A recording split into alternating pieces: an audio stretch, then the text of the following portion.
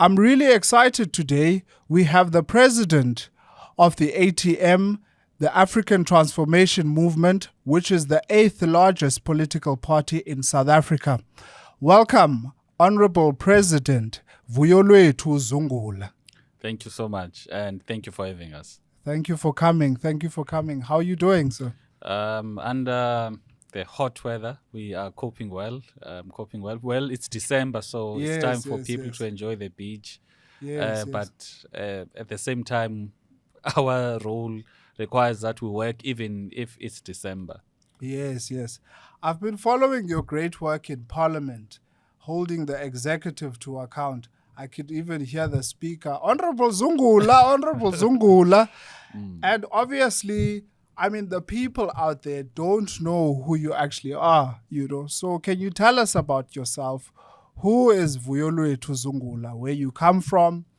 Maybe ungasixelela nangesiduko, imvelaphi and so on. I was born in Mthatha in 1987. Yes.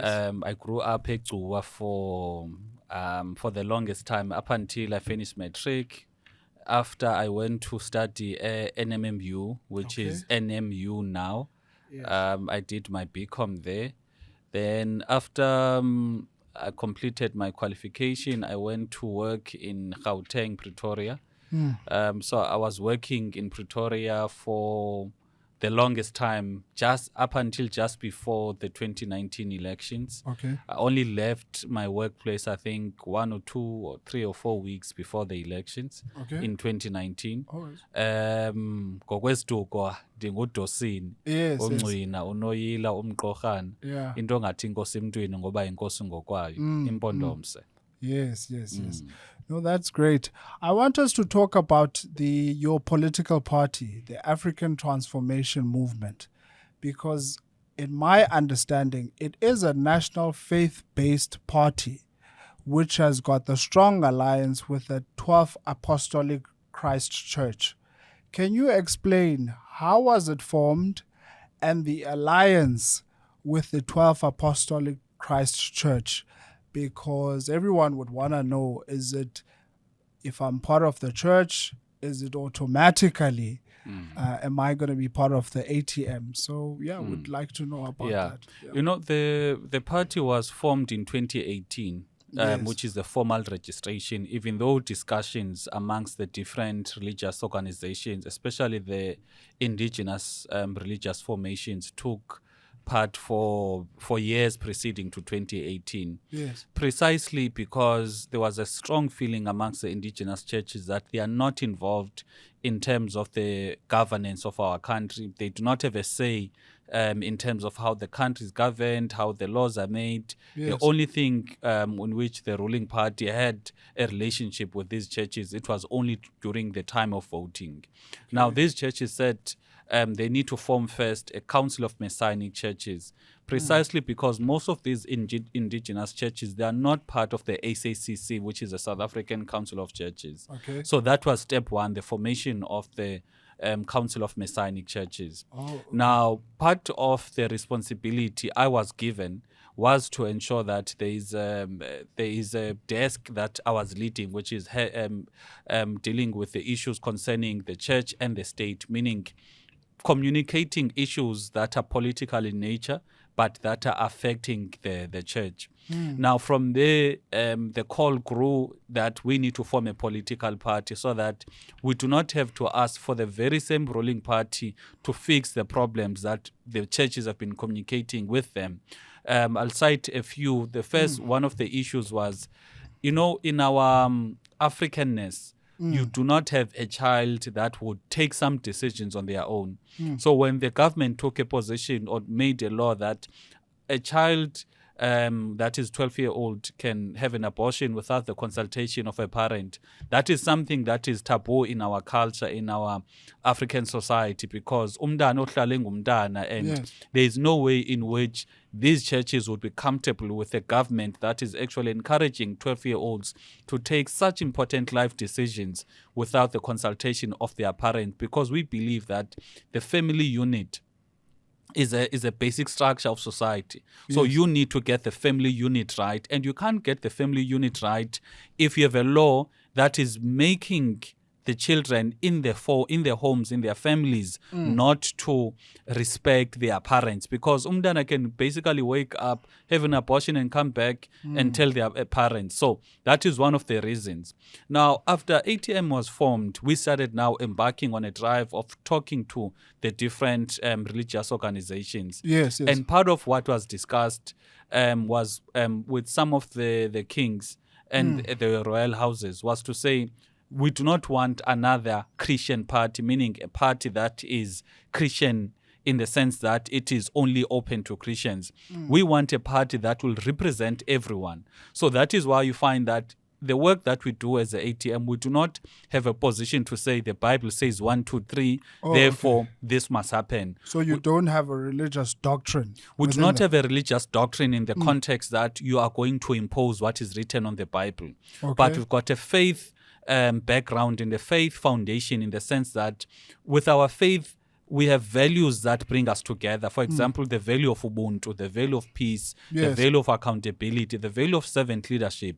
Those are the values on which, even if you were to talk to someone that belongs to another faith, even if a person does not go to church for that matter, if you talk about peace, talk about Ubuntu, servant leadership, they'll tell you these values that we speak about. So us being a faith-based organization, it speaks to the morality, it speaks to the character, it speaks to who we are, which is the human element, because many a times you find that people want to impose doctrines, they want to impose policies, they want to impose a lot of things, but they forget ukuba at the base of it, you need to get the human element right. So the human element right, in our view, lies in the values. What values should define us as leaders, as society? And we believe that the values of peace, Ubuntu, servant leadership, and accountability are those values that bring us together as a people. I want to talk about the South African Council of Messianic Churches, right? It consists of the 12 Apostle Church. Is the ZCC also there? What church formations are part of the organization? It's mainly the indigenous churches. You call that in our country, there's mainly when it comes to the church side of things, there's going to be the Pentecostal churches, charismatic churches. Then you've got your indigenous churches. Your indigenous churches, that is whereby mostly the most poor and marginalized Africans go to church. That is why you're going to find Abapostile there, you're going to find Ama Nazareta there, you're going to find Ama Zioni there, as different as they are. So as you will recall that in these indigenous churches, you do not have, for example, one main church. You're going to have various churches. Even though you find that ideological or in terms of the doctrine, they speak one language or they're very similar, but it's different churches. So the ATM is largely supported in terms of the Council of Messianic Churches by such churches. All right. So you yourself are a member of the 12 Apostle Church. Yeah. Right. Yeah, I was born there. I went to varsity. I actually served in the student formation of the church. Oh, okay. So when you see me going to church or any church for that matter, it's not for votes. I'm not being, an opportunist, because, when politicians campaign, when it's close to, when they go to church, when it's close to elections, they're doing something that they are not genuinely doing, whereas in my view, when I go to church, I go to church because it's part of who I am as a person. Yes. So the chief apostle of the church, what role does he play in the political formation? Yeah, so the organization has got a constitution that says there's going to be a National Executive Committee. Yes. And then above the National Executive Committee, you've got something called the Council of Elders. Now, the Council of Elders was specifically designed to ensure that you don't have politicians, which is the NEC, firstly being a power or a law unto themselves, because the reason why our political parties in our country, they do not respect people. They do not, they do not get any guidance, because once a person gets to be elected as a president of the party, they think they're above everything, to an extent of having political party leaders who think that they are even above ikumkani zethu, they're even Yes. above our religious leaders.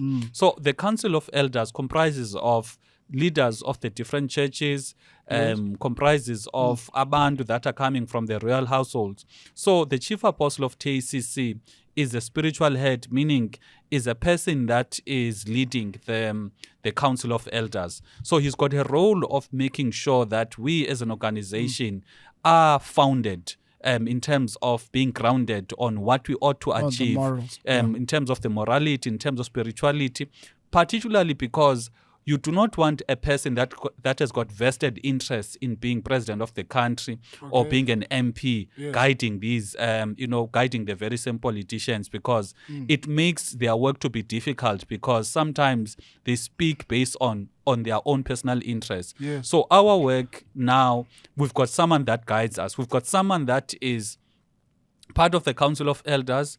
When we go astray in terms of how we do things, we've got someone who does not have ambitions to be in the positions we are in. Yes. Now, that person is able to, independently guide the organization. Do you believe that amakhosi and also religious leaders, do you still believe they need to have a ceremonial role in the South African society, or are you pushing for more of an active role? Yeah, they need to have an active role. Active role, firstly. The importance of them having an active role is that, number one, if you talk about church leaders, they deal or interact with a lot of people from their respective churches. Yes. Now, these people from their respective churches, they've got problems that they are encountering in terms of what they deal with on a day-to-day basis, whether it's crime, unemployment, societal issues. Now, you find that a person will go to the church leader, complain or cry or ask to have for prayers, about getting a job. Yes. Prayers for them to actually, solve a crime issue that they were affected by. Yes. So you find that these church leaders now, they are in a way a deposit, because all of these citizens are depositing their issues to these, to these church leaders. Yeah. Similar thing happens to the real leaders, whereby eklaleni you are going to have a person going to inkosi yakhe, going to usbonda, going to the, to the different leadership that are there in terms of the royal fraternity. Now, when they go there, they are going for the same purpose. Now, these people have got a wisdom of knowing what are the problems of the people. Now, in terms of our society, they are not being utilized to be able to provide solutions, because they do not have a meaningful role that they are playing, whereas they've got this wealth of knowledge of what are the problems of the people. That is one. So, and the second thing is that these people have got a speciality, especially on issues concerning morality and moral regeneration. You find that from time to time. African morality. Yeah, you find that from time to time you are going to be having government speaking about moral regeneration. But how can you have moral regeneration without the involvement of of inkokheli zamabandla? Because the importance of our royal leaders as well as our church leaders. Number one, let's talk about the church leaders. A church leader will go to church, teach people, especially young people, to honor their parents, any church you go to, that scripture, regardless whether it is a Pentecostal, it is indigenous, they will always reference to honor your parents for your days to be elongated. Now, what does it do to you as a person? When you go home, you start respecting your parents. When you go to society, you start respecting your community. Now, what does it do now when it comes to the society? It makes it easier for the government to govern, because there is no way you could govern as a government abantu that do not respect authority. Meaning the impact of the churches is really undervalued, in the sense that the government is providing such important lessons and such important life lessons to the population, so that inkosi are able to govern. The government is able to govern. And for example, let's talk about the question of peace or forgiveness. Many churches, they'll talk about or preach or teach people about forgiveness. What does it do? It makes our crime to be less, because if, for example, there is an issue between me and you go to church and you taught about forgiveness, it means you are not going to have vengeance against me. Now, what does it do? It means you are not going to commit a crime against me, and end up ruining society, because if you commit a crime against me, I'm going to commit a crime against you. Then it becomes an endless cycle of violence amongst our communities. So that is a value brought about by the churches. I want to take you back to 1971, and this is the history of the 12th Apostolic Church. The chief apostle that was there, that was leading the church, encouraged that the African National Congress, the Pan-African Congress, and the Inkatha Freedom Party to be one thing, and also encouraged unity amongst black organizations that were there. Do you think you derive some of your morality and your constitution from his? Was that a prophet, you might say? Definitely. Everything that we're doing now is not something that is new. You'll recall that from our the structure and our operation and our DNA is that we get to basically live based on what was discussed, what was prophesied before our times. Yes. Now, when it comes to the question of the chief apostle at the time, about the question of unity, that is something that we are practicing now in terms of how we are operating in the political space. For example, we as an organization, I'm sure you've seen that we go to the different rallies of the different political parties. And also you find that in this, we had a launch in May in Gqeberha. We invited all of the parties that were in parliament and others that were not in parliament, including more the leftist parties that everyone. Including the ruling party. We invited everyone, simply because we are of the view that we need to get political parties to work together and confront the real enemies, which is unemployment, poverty, crime, inequality, and not have a state whereby political party members or leaders view ukuba the problems are themselves as the leaders or the different formations. We've got different views, but all of us, we claim to want to serve the people. If all of us are claiming to want to serve the people and want what is best for the people, surely we can come together. So the inspiration of the chief apostle, from our view, it is that inspiration that has brought us where we are now, and everything that we do is based from that inspiration.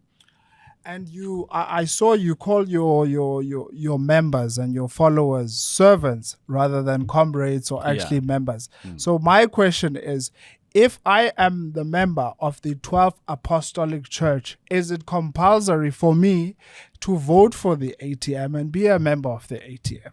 Look, members... Is it compulsory? Because I was reading an article that said, look, you guys have a united force in the church. So is the church itself promoting democratization, or is it promoting unity and one voice as the church?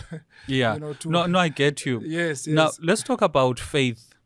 When you are part of a church, you believe, you've got faith, particularly in the leadership of whoever is the leader of the church. Yes. Now, there's no way in which you are to believe in the leadership of someone and that someone says this is the way to go, because that is how life gets to be, is that if you believe in a leader, you get to say, all right, this is the instruction, this is the word, this is the guidance of the person that is leading us, because the person that is leading us is able to see things even before we see them, is able to have he's got a much better view on what is a problem and what is a solution to the problem.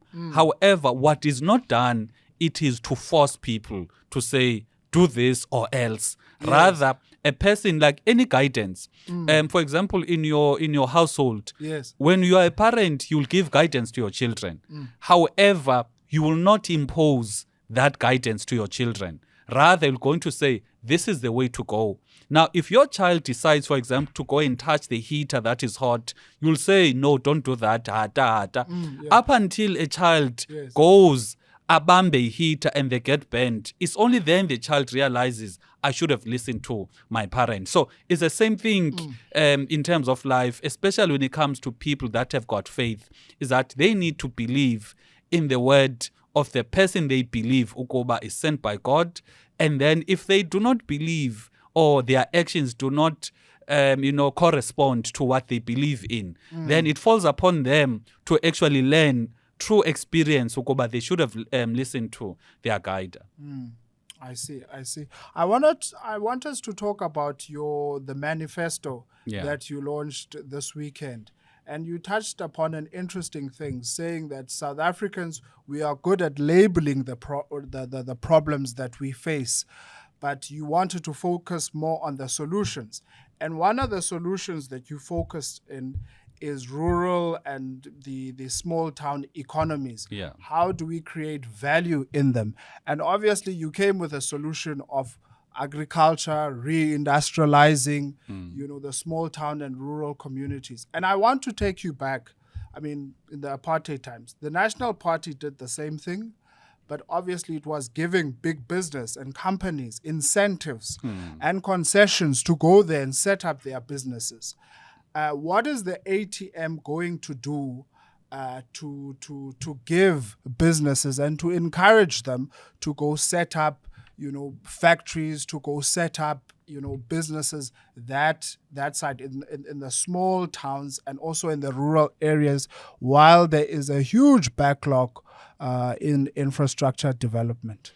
Our view when it comes to the economical development, especially in the poorer regions. Yes. Firstly, it is not to have big business entering that space and you find that our country is dominated by big business, because we believe that is the crux of our economic problem. Our economic problem in our country is the dominance of big business in terms of our economy. Big business in the sense that for any industry, it will be a miracle to count over 10 companies that are owning more than 90% of the market share. Whether it's retail, whether it's communications, whether it is banking. So we do not want to create space and platform for the very same big business that are dominating already the economy.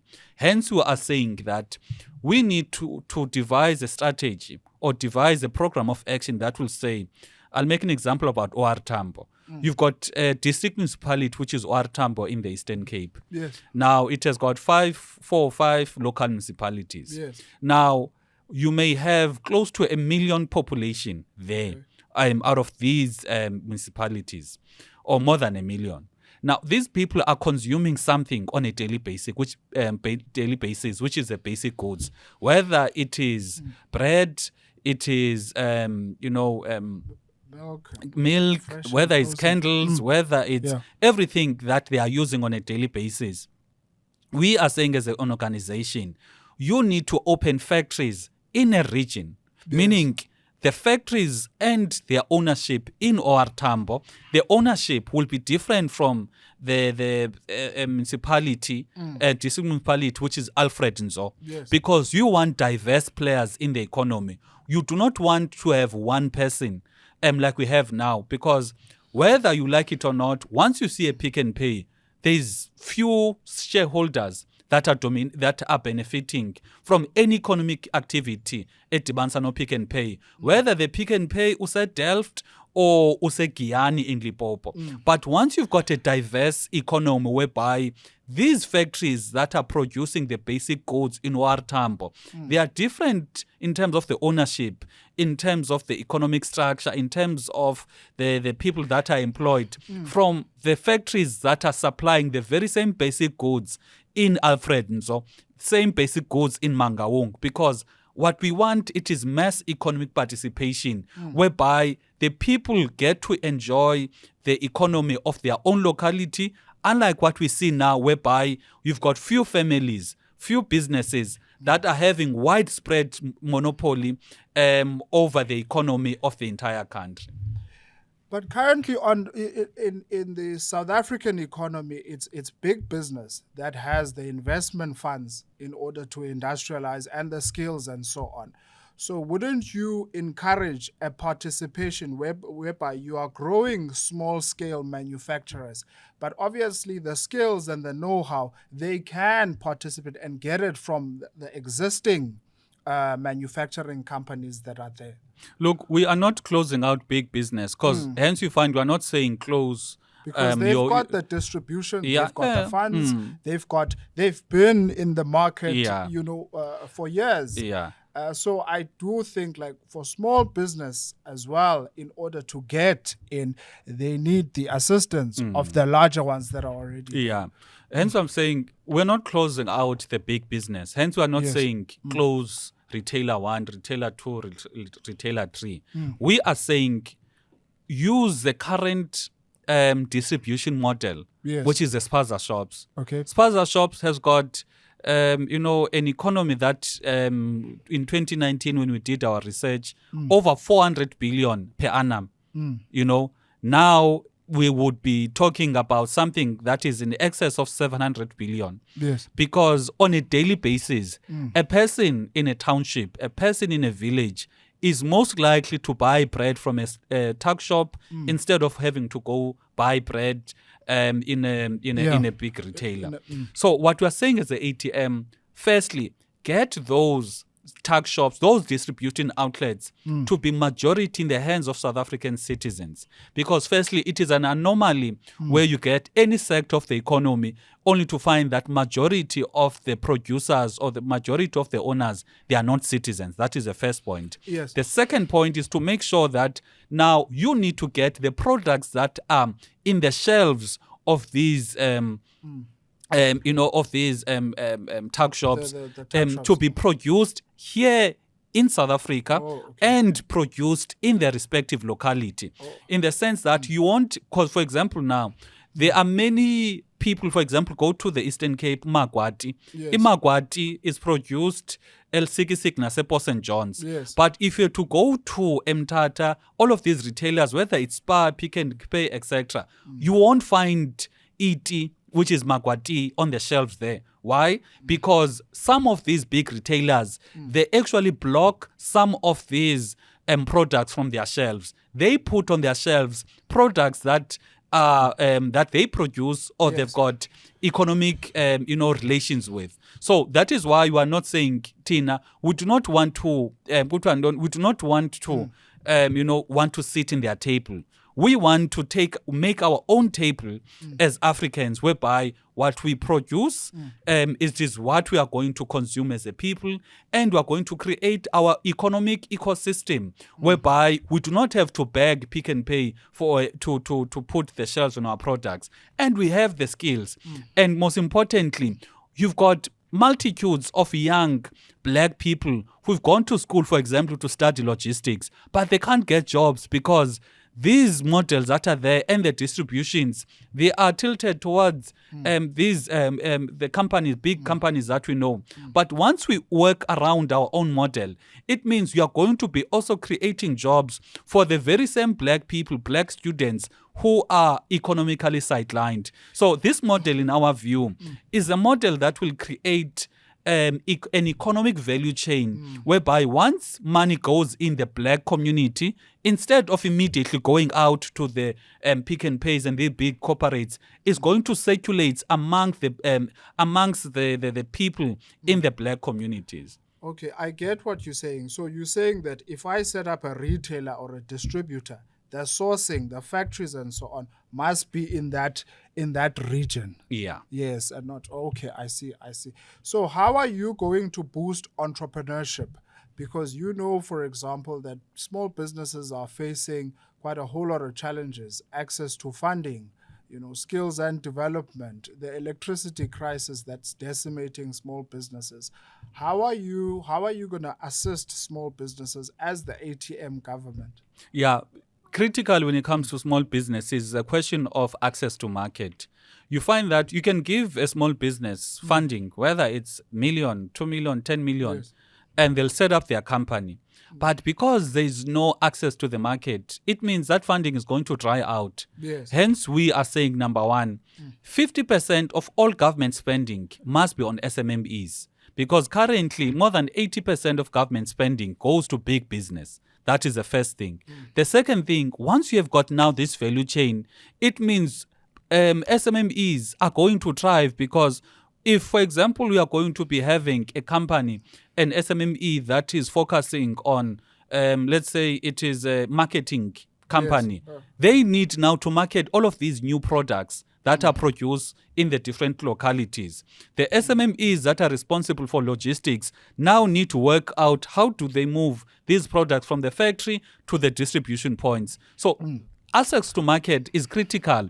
However, you need to structure the economy in a system or in a manner that will be pro small businesses, because currently the biggest issue when it comes to our economy is that how the economy was designed by the white minority during the times of apartheid was always to have a few handful players that are dominating the entire economy for our country. Now, what the government has not done since 1994 was to transform the economy so that we've got mass and diverse players in the economy. So that is why you are saying deal with the issue of government spending. That is the first one. Yes. Secondly, deal with the products, because if you are going to be having products that are produced by the very same people, or services that are produced by the very same people, then you are not going to diversify the players in the economy. So that is why our model is so diverse in the sense that the people in the northern part of our country, which is Giyani, are going to enjoy the economy of Giyani, and they are going to consume products that are produced in Giyani, and the SMMEs in Giyani are going to be beneficiaries of the economy in Giyani. But when you go to Nhlanzeni in Mpumalanga, it is the people from Mpumalanga or Nhlanzeni that are equally going to be doing the same. Unlike this case now, like I've previously stated, whereby you've got big business, whether a person everywhere. Look at, for example, the telecommunications industry. When you wake up and you want to buy data or you want to make a phone call, you are benefiting the very same person, whether you are living in Mpumalanga or you're living at Delft. But once you decentralize and you've got so many diverse players in the economy, then money is going to move around different hands instead of the little that we get as a citizens goes to the few. And this few, most importantly, they are killing our economy, because you find that they now want to invest in other economies, not the South African economy. So hence you find that the money that is made in South Africa, ShopRite is going to use it to want to open a shop or open a retailer somewhere in another country. They are not investing in the economy. Hence our economy gets to be drained by the presence and the dominance of these big companies. I get you. So you're pushing for more inclusion and the decentralizing of the South African economy. Indeed. So my question is that, are you going to allocate more funds within government, or are you going to create a state bank, or are you going to encourage the existing private financial institution to fund entrepreneurs? It could be on a venture model. It also could be on a debt investment model.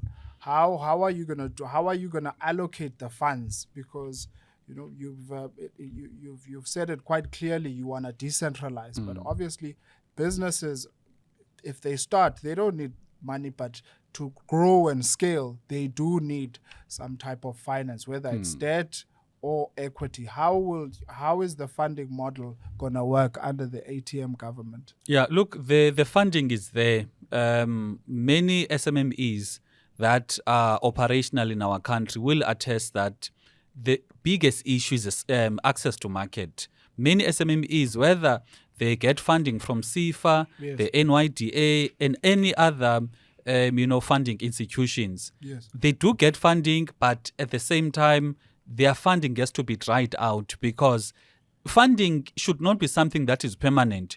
You fund an SMME now so that they are able to start. Once the SMME has started, they need to have a market whereby it is their profits now that are going to sustain their businesses. So that is why we are saying that the funding part, to a large extent, is there. The biggest issue, it is how businesses or SMMEs are able to be sustained. However, we are also advocating for a state bank which is part of its critical mandate will be to be able to provide such funding to such people, because remember, a state bank is owned by the people themselves, via the government. And a state bank, its mandate, it is not a mandate that is profit driven, whereby you are going to be having your commercial banks, whereby the only thing that they want, it is to derive the maximum profit. Whilst the state bank is not there to make a loss, to make losses, but they are not greedy in terms of their mandate. They are not profit driven to an extent of killing or charging exorbitant interest rates to our citizens who require funding. I see most political parties are pushing for a state bank. And if you look at the current state banks that are existing, the Land Bank, you've got the Post Bank, you've got all the other funding institutions that are there. Some of them are insolvent, some of them are struggling. So I'm not sure how this one is going to be different. Why don't we fix the current ones that are there and expand their mandate?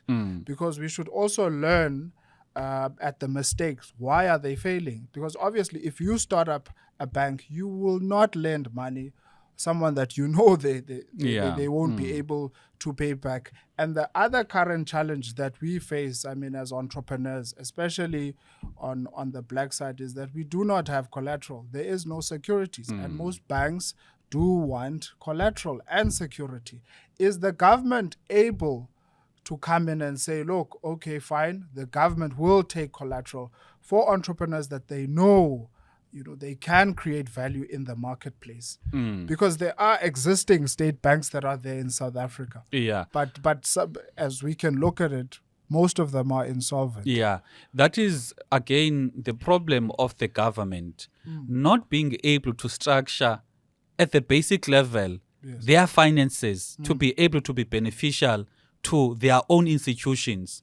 For example, the Post Bank. You remember, one of the things that made VBS to actually crumble, it was because the Banking Act actually prohibited municipalities from depositing or keeping their monies in such institutions such as VBS, which is something that now favors the big commercial companies, because whether it is a municipality, it is an SOE, you are compelled to bank with these commercial banks. Whereas in our view, the government should have foreseen that there is no way in which you could be able, to grow the economy and assist some of these banks to actually, to prosper without any form of government assistance. And it does not even need that this government assistance, you are going to be continuously bailing them out. But change the legislation and allow municipalities, allow state institutions to utilize these banks, and at the same time push these banks to our community banks, whether it is VBS or it is Post Bank. Push all of these banks to be able to accept these funds, utilize them, and have proper oversight mechanisms, so that you do not have banks, our banks that are going to, go towards them crumbling, but we are not going to have a system of picking up that there is a problem. So that is why we are saying as an organization that the reason why our economic structure is not favorable towards transformation, it's because legislation itself is not directing transformation. Transformation should not be something that you beg people. You put it into law. If there is a law that was designed by the apartheid government to say, as a black person, you're not allowed to live in a certain place, they were not putting that law because it was a nice thing to have. They were transforming, or they wanted to deal with a problem. Now, the law that they created was to deal with a problem or fulfill a certain vision that they had. Now, what we're saying as an organization, the government must use the law in order to implement or fulfill some of the economic transformation ideas they have. Hence, we are saying that you can't have a case whereby you as a government, you can't even bank from your banks that you would want them to grow. You are confined to use these existing commercial banks. Exactly, because they themselves do not use state banks. Yeah. It's So, legislation. yes, So yes. hence we're saying They- you need, firstly, you need a government that will say, you have the power of legislation. Use the power of legislation, or use legislation as a vehicle to implement your political ideas that you have. Because there is no way in which you would want to transform any sector in our country Yes. without it being backed by law. That is why, for example, if you are going to be having a law that is saying 50% of government spending must go to SMMEs, yes. have such a law, then it means if any municipality, any state department Yes. that spends less than 50% from SMMEs, then they've actually broken the law. And guess what? You are now in a position to hold accountable the accounting officers. If you are going to be having, for example, this problem now that is killing SMMEs, Yes. whereby SMMEs, instead of them being paid within 30 days, SMMEs are going to be paid 120, 150 days, and they need the cash flow. Now, once you put that into law, Yes. and you are aggressive in terms of enforcing the law, then it means the persons that are responsible for paying invoices within 30 days, who do not do that within 30 days, they must be held accountable, either by being suspended, by being fired. That is the way in which you can transform our society, not just by making speeches. In our view, whatever that we are saying, let's have the law for it, and let's be vigorous in terms of the enforcement of the respective law. I want to talk on skills and development, and also the education as well. Do you think the current education system as we have, and you spoke about it also in your manifesto, do you think it is talking to the challenges that we face in society? And do you think it brings any value? Because you've got so many unemployed graduates, but are you calling for a change in our education system? And I also want to talk about skills and development, because you find even in government, you've got departments, but still the work is being done by service providers and consultants and so on. We've spoke about the state, capability. How are you going to build a capable state through skills and through transforming skills and development? Yeah, let's start with this one of government using consultants. Yes. It is another way of milking the state.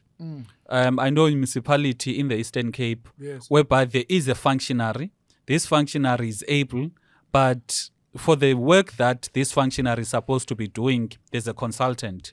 Now, that is another way of these corrupt politicians, from them actually milking the state. Consultants, everywhere you go, majority of the time, it is not because there's lack of capacity.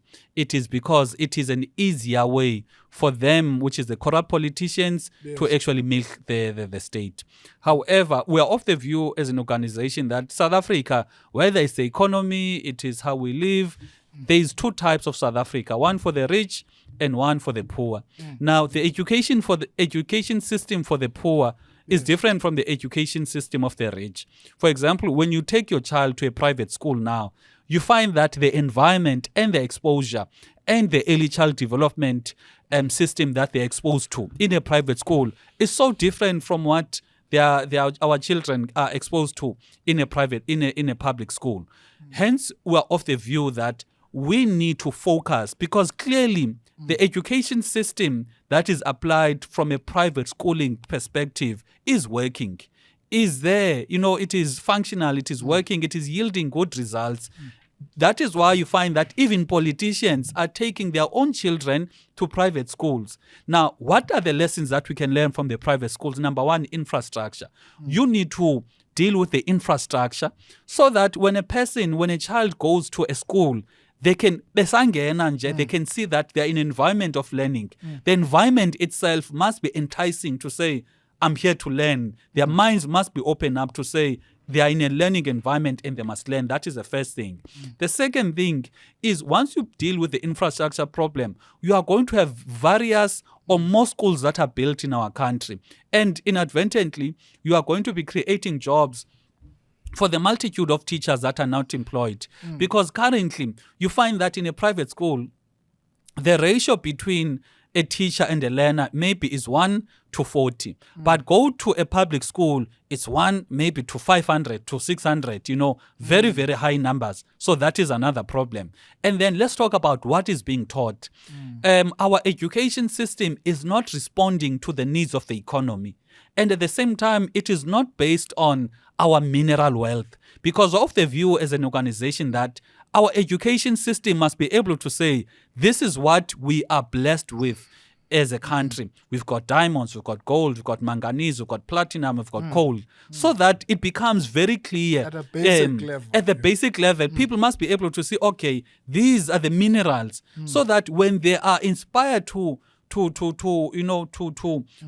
the varsity level, they want now to study something that is aligned to something that is of value to them, which is the mineral wealth. And secondly, we need to be skills driven in the sense that let us have an education system that is speaking about the skills capacity, so that when a person is able to live, immediately when they leave matric, they've got a skill they can use, whether it is a skill of being able to fix, our gadgets.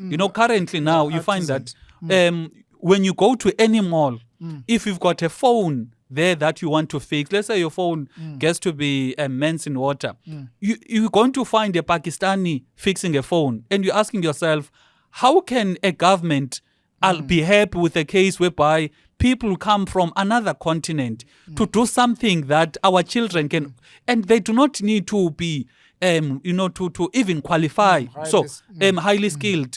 We need to have an education system whereby a person, as soon as they leave matric, they can open, bakeries. They can open, shops where they can cook. They can be artisans. They could be anything at a basic level.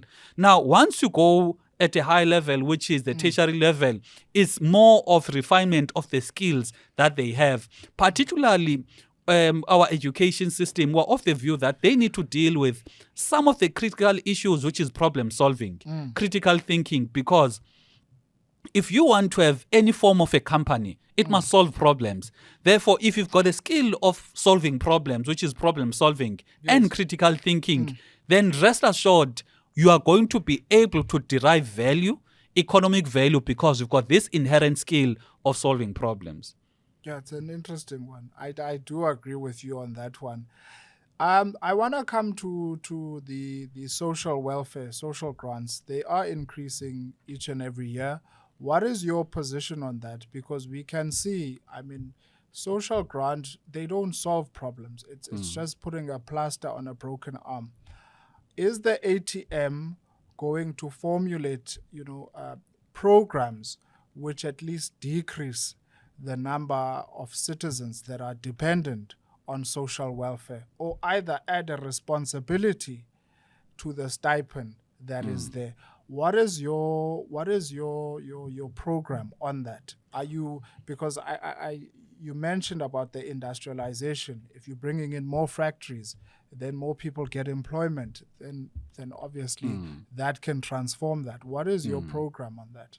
Yeah, look, social grants play a very important role when it comes to the question of assisting or helping, to deal with poverty. Yes. You find that many people are on social grants. That is why others would rather go sleep outside post offices because they want to buy something to eat. So in terms of, dealing with poverty or assisting, not completely dealing with poverty, but at least providing some form of relief, they are important. However, what we've got a problem with, it is the attitude of the government whereby they view the increase in social grants as a success, whereas, social grants, as you say, a person will receive 350. But when they receive 350, what is 350? Whereas even prisoners, the amount the government is spending on a prisoner per month is 11,000. So what is 350 to a person that is out there compared to what government is spending on a prisoner? So that is why you're of the view that once you create jobs, once you create the economy to be structured in a manner that will make people to be economically active, because that is why you keep hearing us talking about mass economic participation, because once people are economically active, they are going to be less dependent on social grants. But however, if you look at the attitude of the government, they are deliberately pushing the question of social grants because they want to control people. I was campaigning in Tembisa a few years ago. When I spoke to this guy, maybe he was my age. I asked him, I asked him to go and vote. He said, no, he's voted already. And I asked, okay, who did you vote for? Yes. And he said he voted for the ruling party. And I asked, you are unemployed. Yes. You are suffering because of crime. The guy responded, the ruling party or the government gave me 350. Now, you find that is why, when you go campaign now, many of the people who are voting for the ruling party, they're voting out of fear. The fear that says, if you don't vote for the ruling party, you are going to lose your grant, you are going to lose your RDP. So this evil government is using the poverty of the people to retain their political power. Because even when the polls are telling you that the more people are informed, the more they get higher up in terms of the economic classes, they are most likely to vote for other parties instead of the ruling party. So we believe as a party that we want a South Africa whereby people are independent. People must not be dependent on the government for anything.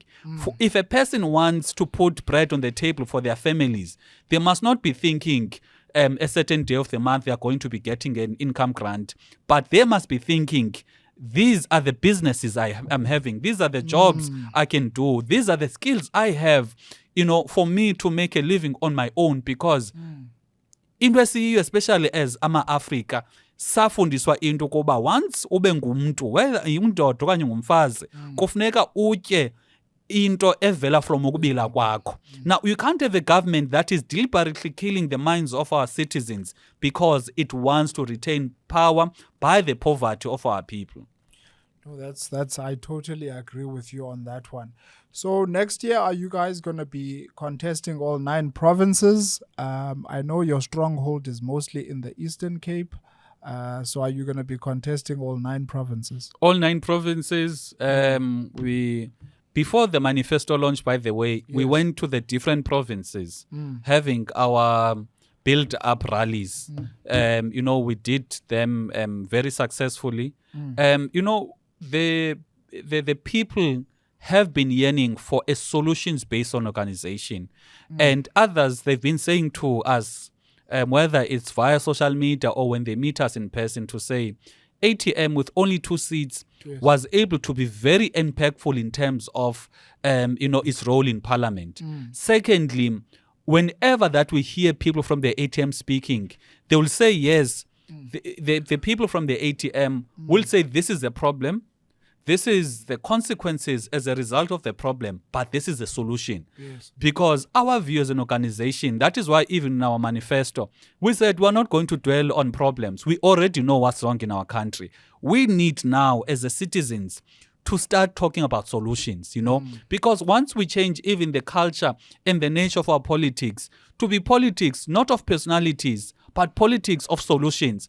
What is the solution to crime? What is the solution to load shedding? What is the solution to the unemployment levels? And you find that the battle of ideas should be what defines our political climate or our politics in our country, not these politics of personalities, whether so-and-so did that, so-and-so did that, because personalities, as we have seen, have not taken us anywhere, but ideas as to what we need to do in order to get our country right, definitely they will take us somewhere. Are you going to reduce government expenditure? Are you pushing for much more smaller government? Because you saw with the finance minister saying that, we're borrowing quite a whole lot of money and government has to, get more lenders in order to keep afloat. What is the solution of the ATM to that? Are you going to reduce government? There's no way on one hand you want to build a capable state, but on the other hand you disempower the very same state you want to build. The problem with our country is that, like we've stated, the use of consultants, even at a national level, you've seen, or if you're to observe or just go through the president's speech, SONA speeches, you find that more often than not, he's given power, he's given responsibilities to the private sector. Look, for example, now, even with with ESCOM, the government has actually taken the revenue from a state-owned entity.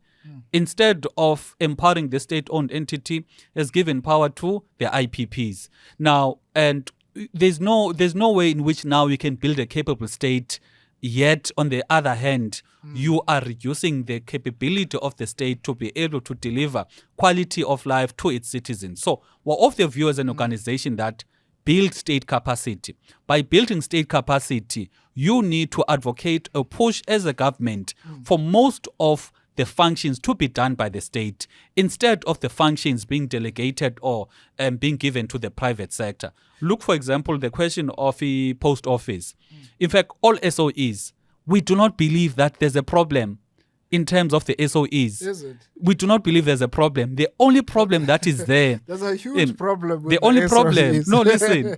The only problem that is there is that you've got people that are in government that would rather have the SOEs failing so that their friends in business are able to come in and provide the very same services that are provided by the SOEs. So you believe it's a deliberate attempt? There's a deliberate attempt to sell, run them down so that you can sell it to private sector. Indeed, almost all of our SOEs. Look, for example, let's talk about. So you're gonna keep them in its current form. I mean, we've got about 750 state-owned enterprises. Wouldn't you wanna sell others, or either merge the others? Instead of having 800 existing SOEs in the country. It's not about the number. It is about... And their function, I mean, the output of them. It's not about the number, but it's about the thinking behind, or the views or the interests of the SOEs, the interest now of these presidents, these ministers. When they see SOEs, what do they see? They see a case whereby they can destabilize these SOEs, get their people, which is their friends in business, to provide the services. Let's talk, for example... So as a feeding trot. Yeah, you just see them, they empower themselves through the SOE. Yeah, let's talk about ESCOM. ESCOM was making profits up until, I think, 2016 or 2017. Just now, recently, less than 5 years ago, ESCOM was making profits. Now, what has made ESCOM now to be suddenly this bad, SOE that cannot, cannot survive? And if you look at how is ESCOM run, number one, look at the books of ESCOM. You will realize that in the books of ESCOM, number one, there is no investment, or the amount of money that was spent on servicing and maintaining the power stations has considerably gone down. Now, what will happen, or what happens when you have a car, you don't service it, it's going to break down. It's not going to be able to do its work. Now, definitely, if you are not servicing the power stations, definitely these power stations are not going to be able to generate electricity. And when they do not generate electricity, there's going to be load shedding. Now, that is a prime example. Now, who comes in? It is the IPPs. IPPs, what did the people such as Jeff Radebe do? I think as early as 2018, they were involved in terms of the signing of some of the IPP contracts, which to a certain extent have not been made public. Now, our view as an organization is that go through the declaration of members' interest by Parliament. Look at all of the important people, which is your ministers. Check their shareholding. They've got shares in big companies, whether it's MTN, ABSA, all of these big companies. All the listed companies. Only the listed companies. Now tell me, let's talk, for example, about Tito Mboweni. Tito Mboweni is a Minister of Finance. Before he was appointed as a Minister of Finance, what did we teach about? He spoke about the Sovereign Wealth Fund. He spoke about the State Bank. During the time he's in office, did he get to implement any of the things he was speaking about? And it is not even things that he was just tweeting. It is also resolutions of their own ruling party. But check his shareholding. Check immediately after he stopped being the minister. Check, I think within 6 months, he went to Old Mutual. Now, do you believe Ukuba, such a person who's got shares in Old Mutual, who's got these ministers that have got shares in these banks, can they start Transform. a state bank? Because the existence of a state bank means Ukuba, the bottom line of these commercial banks is going to be affected, because instead of now municipalities, government entities banking with these commercial banks, they are going to bank with the state bank. And most of us, immediately there's a functioning state bank, we're going to stop banking in these commercial banks. We're going to go to this commercial bank. So the private sector at the broader, bigger level, the private sector has got so much control over parties as organizations, as well as the individuals, which is the leaders in these parties. So that is why you find that most of these parties and these leaders, to the people, they will say the right things over state bank, build state capacity. But when it matters the most, these leaders and these parties, they vote in accordance to whoever funds them. Because Thomas Angaro put it very clearly, whoever funds you controls you. So that is why you check Ugoba, the people that are funded. They are the worst thing that could happen in our politics, because they do not have the best interests of the people. They're only using their position to further the interests of their funders. I see. So with party funding, are you, the ATM, are you directly funded by private business, or you've got your own funding model, which maybe is through the church? How are you getting money for campaigning? Are you getting it from the one that government allocates to parties, so that you don't fall trap to the same thing that you were saying it's a problem? We are funded by our members. It is our members who contribute towards our programs. Even now, we had a manifesto. Enough, though? Even in the manifesto, on the Friday with a gala dinner, fundraising gala dinner, we actually called for people to pledge. All of the people that pledged there, they're people that fund our campaign. The reason why, your answer, the answer to your question, but it's enough. You can check the amount of posters we have as a party versus these parties that are well funded. Check how we do not bus people to our stadiums. If we had money to bus people to our stadium, we could even fill up FNB and Orlando Stadium at the same time, because we do have support. The problem is that our politics are expensive. When you go campaign in any community, as a person, you must leave something, whether it's a T-shirt, it's a food parcel, because politics have been made expensive. However, what we do not want to do as an organization, we do not want to become liars. We do not want to break the hopes of our people, because we are the product of broken promises. Hence, we find that we said we can't be in a position whereby we receive money from funders. Funders will dictate to us to say, do not say this, say that. And you find that we are going to lie to the people and say, vote for us, we are going to create a state bank. Our conference resolutions are speaking about a state bank, but when you get to government, we don't implement any of those things. Hence, a person can say, ever since Parliament has been, ever since ATM has been in Parliament, since 2019, there's nothing that we are not speaking about. Rand manipulation, we're at the forefront calling for accountability. Why? Because we don't have bankers behind us that are dictating. Ask yourself, or do this research. Ask yourself which parties have openly called out the rand manipulation. It is economic treason, because it is a crime against the people. Any society, any normal society, these banks now, their licenses should have been revoked. And the executives of these banks, they should have been criminally prosecuted, and the fine could not be 43 million. It should have been in the region of billions, because in the USA, in the UK, that is what happens. But come to South Africa. Did you hear the president say anything about a crime against the people, because Or the that finance minister. or the finance minister. What did the governor of the Reserve Bank say? Almost, he was very evasive. And this person is a person that is supposedly trusted to protect the integrity. But what does he do? Simply because he can't bite the hand that feeds them. So that is the crux of our politics in our country. You do have leaders, but these leaders are not independent. These leaders are controlled somewhere. These leaders, they take a mandate somewhere. It is, when they are saying, no, freedom So charter. they are serving private interests. They are serving private interests. Look, for example, look at the amount of political will that was there when there was COVID. Yes. To keep the people indoors. There were even soldiers that were deployed to keep the people indoors. Look at, firstly now, the citizens have got a problem of fake foods that are sold, killing people, by the way.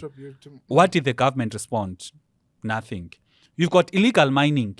Illegal mining, 8 women were raped in Krugersdorp because of illegal mining. Communities are crying each and every time for illegal mining. What has happened to illegal miners? Nothing. You've got a problem of drugs. People, our young, people, about that should be our age. They are in drug. They are heavily drugged. They are even nicknamed Nyawe boys. Instead of focusing on the problem, which is the drug dealers, the society is focusing on the person that is a victim, because that young boy who got to be introduced with drugs, that person is a victim. But ask yourself, what has the government done? Nothing. So look at, for example, the question of load shedding, last one. Yes. In terms of the examples. You've got a problem of load shedding. You've got South Africa that has got coal reserves that are more than 400 years. But we've got load shedding in our country. The very same coal, on a daily basis, the trucks are going to Richards Bay, taking the very same coal, exporting to other countries. You ask yourself, the people that are in government, whose interests are they serving? And are you calling then for a legislation that says political parties need to be funded through the fiscal, not private individuals?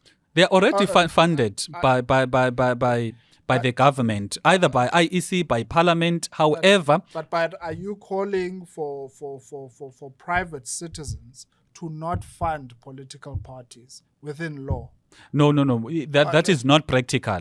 It's not practical to stop. You will fix it. It's not practical to stop it, because, for example, if you, for example, the only way we know each other because of my work as the president of the party, right? Yes. Now, if you decide to go, you are going to assist me, like buy a cool drink. No, in fact, the water I'm supposed to be drinking. But one will view that as funding, because you are giving me something, or maybe you are encouraging me, or whether you agree with the ideas, it is impossible.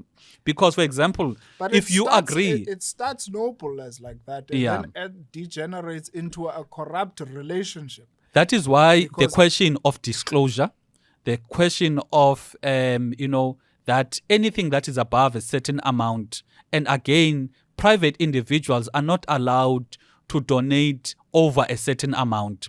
However, the responsibility, in my view, lies with the citizens. Because most of the problems, we do not want to take shortcuts as a party. We want people to know, but they are the ones who've got a responsibility of correcting all of these wrongs. In the sense that you can't have people at a broader level saying they are not going to vote. Voting does not help. Whereas they voted for the people that messed up their country, but they do not want to correct their mistake by voting them out. At the same time, you can't have a party that is known to be funded, for example, by, let's say there's a party that is funded by drug dealers. A person will vote for the same party, later on come back and say they've got a problem with drug dealers. So ours as an organization is to say, citizens, take the responsibility. Do not, delegate the responsibility to another person. When you vote for a party, ask yourself a question. Who is funding this party? Because whoever funds this party is most likely to take the interest of whoever that is funding them, not you as a citizen. I see. I hear you. No, the other question that I've got for you: how is the ATM going to improve township communities, especially with the crime? Because obviously, individuals in the township community, they've got two options. It's either you get income or you parent. And we know, traveling to work, who's parenting the kids? How are you going to transform the township community so that it's conducive for parenting, people are getting jobs and so on? How are you going to change that?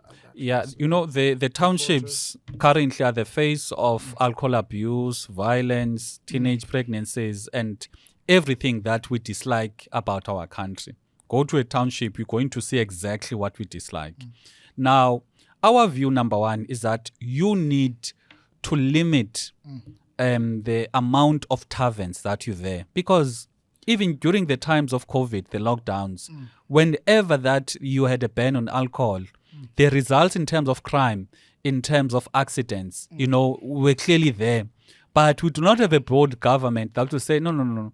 South Africans have got a problem of alcohol to an extent whereby one person was saying, yes, it is December, the big days, but what is it that we're going to do differently from what we've not been doing? Because South Africans have been drinking non-stop throughout the year anyway. So December, what difference does it make?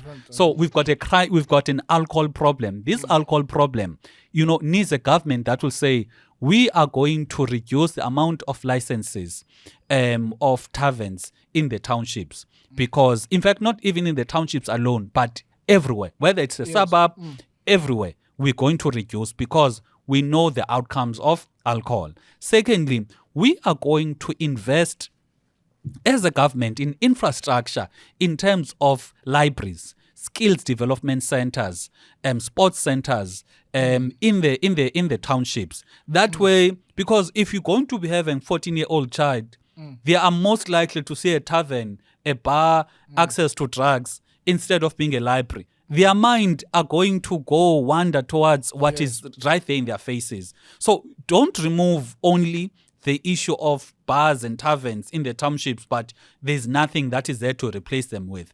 Replace them with, I remember Msobomvu when I was growing up, we used to have Oputibam, they used to do dancing.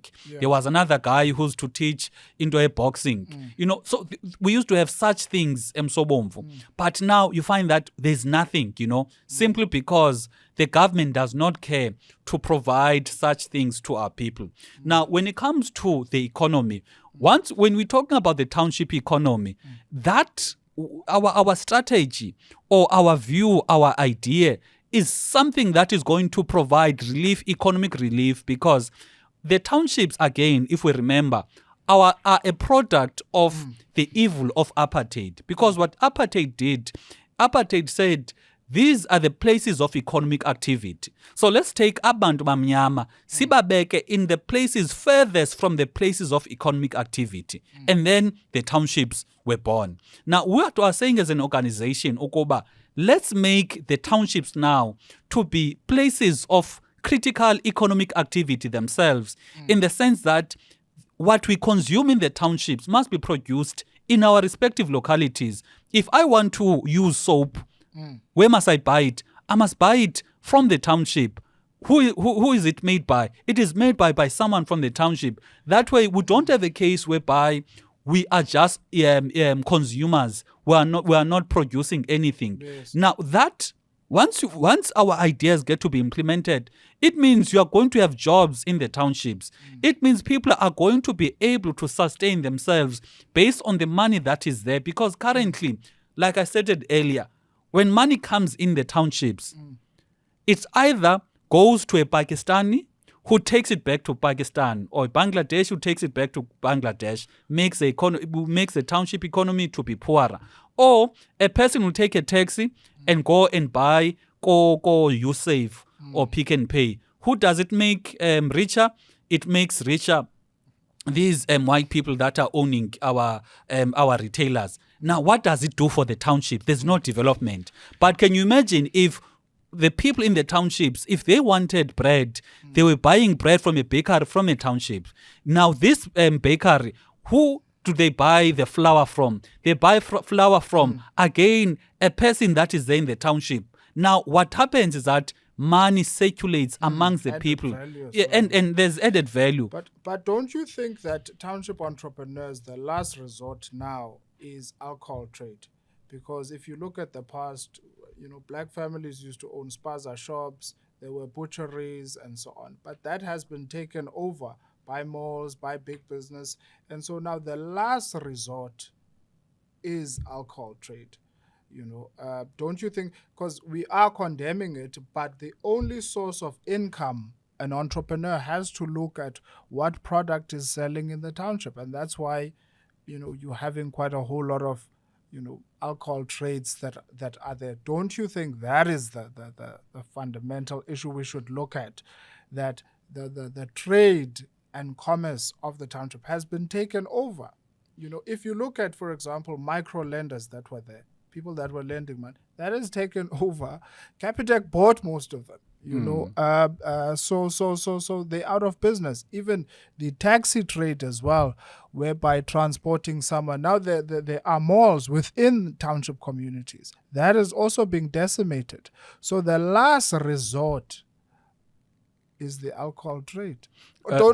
Can't we look at that? No, it depends on the business person.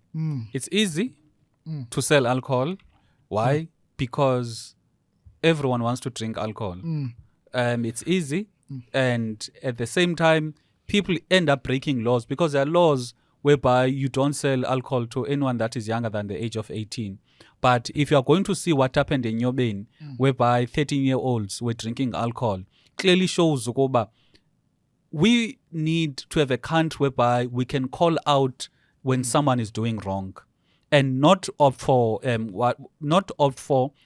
short-term solutions which are destructive to us as a people. For example, on the question of businesses, there's a friend of mine up at Kraaifontein, a township, is having a laundromat. There's another person of mine, another friend of mine, also, is involved in various businesses instead of alcohol. So it's very easy for a person to opt for the solution. That is why we keep emphasizing on an education system that is bring about the skills, especially the skill of solving problems. Because some people, for example, now, they go to work, they do not have time to do their laundry. Yes. There's a laundromat for that. Some of the people now, they do not have child minders because they are busy with work and other things. So the only thing that we're saying as an organization, that our young entrepreneurs, they need to broaden their mind in terms of what services they could provide to our citizens that could add value. But at the same time, we must not be abantu that would take money over, we would take money or be involved in an enterprise that, yes, would bring us money, but kill us at the same time. Because alcohol, whether you like it or not, it is killing the black nation. No, I totally agree. So last but not least, what is your vision for South Africa? Are you optimistic about our country? Do you think the ATM is the solution for it? What is your vision for our country? No, we aspire. As much as the country is facing so many problems. Yeah. We aspire to live in a country whereby there's morally upright leaders. That is the core of everything. Because a morally upright leader, as Robert Sobukwe said, is a person that is consuming love for his people. Once you've got consuming love for your people, you'll always protect them. You'll always, serve their interest. But if you do not have love for your people, you are most likely to even take deals with the devil simply because you want to be president, or, you want to be rich and wealthy, So once you have a leader, I could make an example about, I think, a former president of Uruguay. The guy even, I think, kuthiwa into la moto uqongqothwane iBeetle ebehamba ngayo, which shows ukuba this person was humble. Now come to our country, you find that politics is all about fame, it's all about wealth. People are no longer in politics to better the lives of the people. So that is why we are saying, Koba, citizens themselves, that is the type of leaders that we need, servant leaders. Because policies are there. We can write a policy as an organization, and we have another party that will just copy and paste. And because maybe they've got more media coverage, make the loudest noise about it. Simply because in politics, that's what people do. We spoke about the death penalty. Boom, another party spoke about the death penalty. We spoke about the prioritization of citizens, the transformation of the township economy. We even spoke about having the prisoners to do work for the state for free as part of them, repaying for the wrongs they've committed to society. All parties or most parties are copying that.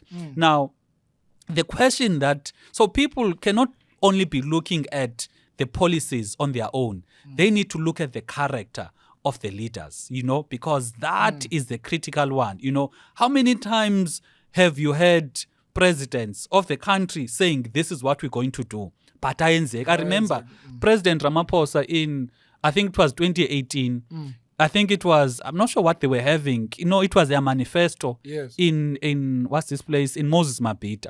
He says this thing of people coming from anywhere and everywhere, coming to our townships, coming there, open businesses, they don't pay taxes, they don't employ South Africans, they sell fake foods. That will come to an end. That was 2018. It's 2023 now. What has happened? Nothing. So the point I'm making here, Okoba, it is not about the words that are spoken. It is not about the policies or the manifestos that are reduced to paper. Rather, it is about the moral standing of whoever that you choose to be a leader. Now, you could have a person that is not articulate, but this person can do work that is much better than this person that is articulate, simply because this one might not be articulate, but he's got love for his citizens. So, if there's anything that South Africans need to look for coming next year, is a person that loves his South Africans. But our electorate system is that we vote for parties and you, the party, elect the leader. Yes. Kaloku, when you look at ATM... And then most party told the party line. When you look at ATM, it is people that genuinely love our citizens. You don't, in the party, I'll make an example of myself. Yes. I'm not a career politician. Yes. I'm not a person who was brought up in this political system of using, the political networks for me to be enriched as an individual. The amount I'm able to sustain myself based on the salary I receive. I'm able, to live in accordance to my means. I do not have deals that are struck somewhere. You don't have shares, business. I don't have shares and businesses. You don't buy shares in the JSE. I don't have any of those things, because I do not want to be in a position whereby I'm going to have my own interests surpass the interests of the citizens. That is why even when I don't know something, if there was something that you asked and I don't know, I was going to tell you, in fact, I don't know this. Because many political party leaders, they want to appear as they know it all. Whereas in our view, politicians ought to know nothing. It is the people that need to know everything. A politician now needs to listen to the people and go back to government and implement whatever efunwa ngabantu. Not as a politician ezothi no, the people are wrong. Because we've got politician leaders. People are going to be complaining left, right, and center about something. But one person here uzothi no. All of you, 62 million South Africans, you are wrong. Not because I'm president of the country, I'm right. Whereas, what is a politician? A politician is a servant of the people. How do you serve the people? You serve the people by listening to them. That is why we speak about a caring government. A caring government is a listening government. There is no way people could be crying about an issue, for example, of these fake foods, and you find that the government does nothing. But a government will say, no, it is not a problem. Why? Because it does not affect them personally. But once you've got politicians that are servants of the people, if something is a problem to a citizen, it is a problem to me. Because I only exist as a person, as a politician, to serve the interest of the person, people. of the people. That is why we call ourselves servants of the people, because not comrades. Because so you still believe in the people shall govern. The only way people can govern, it is when if the people can only govern once they elect politicians that will serve their interest, and those politicians get to understand ukuba they need to do whatever they do in government in the best interest of the people, by listening to the people and speaking or dealing with the problems of the people, and then coming back to account to say, you asked me to do 1, 2, 3. Here I am, I'm back. I've managed to do 1, 2. I can't do 3 because of these limitations. Not a case whereby you have politicians. There's nothing I hate more than having politicians who elevate themselves to be above the will of the people. What we are very, very adamant about as an organization is that us, you know, the people that will be elected to be members of parliament from the ATM, all of us that are going to be on the list, all of us, if there's one thing that we are very clear on, is that the will of the people can never be, we can never elevate ourselves to be above the will of the people. We are always subservient to the will of the people. That is why we do not have positions whereby you are so emotionally attached to an extent whereby when the people are saying, Tina City, no, we are not going to change our minds. We change our minds because the people say, because of the people. Because of the people, because we exist to serve the people. To serve the people. Honorable Zungula, thank you very much. Zungula. Yeah. Thank you very much. It was great. It was a great chat. Thank you. Sure. Thank you.